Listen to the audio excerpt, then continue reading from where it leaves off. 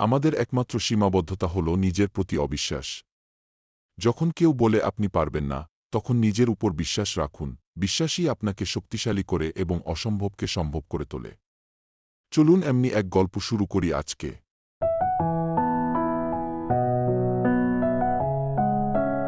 একটা ছোট্ট গ্রামে দুটি ছেলে সবচেয়ে ভালো বন্ধু হিসেবে থাকত। একজনের বয়স ছিল 6 বছর আর অন্যজনের বয়স ছিল 10 বছর।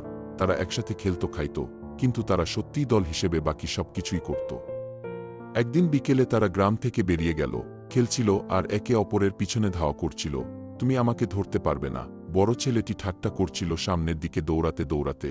ও হ্যাঁ, আমি পারি, ছোট ছেলেটি হেসে চিৎকার করে উঠল।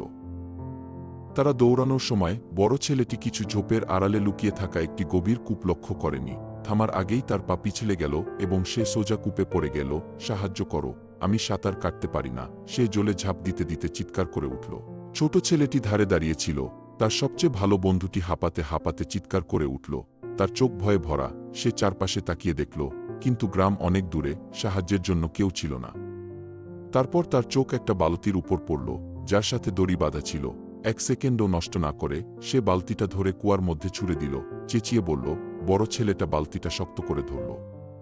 কিন্তু আসল চ্যালেঞ্জ সবেমাত্র শুরু হয়েছে। 6 বছর বয়সী ছেলেটি তার সমস্ত শক্তি দিয়ে টেনে নিল। তার ছোট্ট হাত কাঁপছিল, তার হাত পুড়ে গেল। কিন্তু সে ছাড়তে রাজি হল না। সে টান দিল এবং তার ছোট্ট পা মাটিতে খুঁড়তে লাগলো ভারসাম্যের জন্য। আমি যেতে দেব না, আমি যেতে দেব না, সে নিজের মনে বারবার বলতে লাগলো। দড়িটা পড়ে গেল।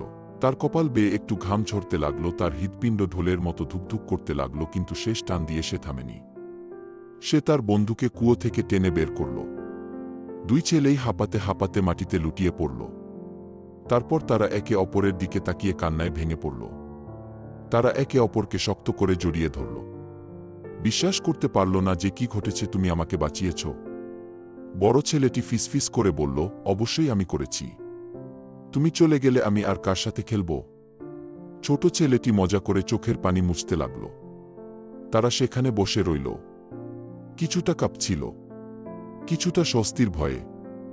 হঠাৎ তাদের মনে একটা নতুন চিন্তা এসে গেল।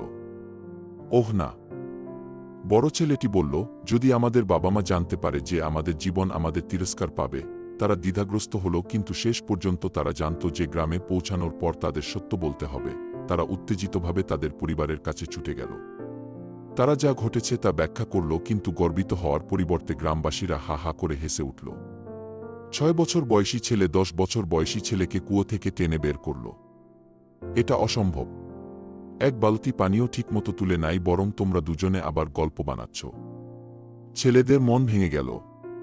চাচা ফ্রেডেরিক নামে পরিচিত একজন বৃদ্ধ ছাড়া কেউ বিশ্বাস করল না। তিনি এগিয়ে এলেন। তিনি ছিলেন গ্রামের সবচেয়ে জ্ঞানী এবং সম্মানিত প্রবীণ। তিনি মনোযোগ দিয়ে শুনলেন, তারপর হাসলেন। প্রশ্নটি এই নয় যে তিনি কিভাবে এটি করেছিলেন। চাচা ফ্রেডেরিক বললেন, আসল প্রশ্ন হলো কেন তিনি এটি করতে পারলেন। সেই মুহূর্তে সবাই চুপ করে গেলেন। তিনি বলতে থাকলেন, আশেপাশে কেউ ছিল না যে তাকে বলতে পারবে যে সে এটা করতে পারবে না। কেউ ছিল না যে তুমি খুব ছোট, তুমি খুব দুর্বল, এমনকি নিজেও না। গ্রামবাসীরা সত্য বুঝতে পেরেছিল যে ছেলেটির কোনো ধারণা ছিল না, যে তার যথেষ্ট শক্তিশালী হওয়ার কথা নয়, তাই সে যথেষ্ট শক্তিশালী হয়ে উঠল। গল্পের নীতি আমাদের একমাত্র সীমাবদ্ধতা হল, আমরা বিশ্বাস করি যদি কেউ আপনাকে না বলে যে আপনি কিছু করতে পারবেন না, আপনি এটি করার উপায় খুঁজে পাবেন। সন্দেহ হল যা আমাদের দুর্বল করে তোলে, তা হল বিশ্বাস। যা আমাদের শক্তিশালী করে তোলে, তাই নিজের উপর বিশ্বাস করুন। যখন কেউ আপনাকে বলে যে আপনি পারবেন না, আপনি আবিষ্কার করবেন যে আপনি পারবেন। মানুষ পিছন থেকে বিভিন্ন মানুষ বিভিন্ন কথা বলবে, তাদের কথায় কান না দিয়ে আমাদের লক্ষ্য স্থির রেখে সামনে আগানো উচিত। এই গল্পটি আপনার কাছে কেমন লাগলো? কমেন্টে অবশ্যই বলবেন এবং আপনার বন্ধুদের কাছে শেয়ার করুন। ধন্যবাদ।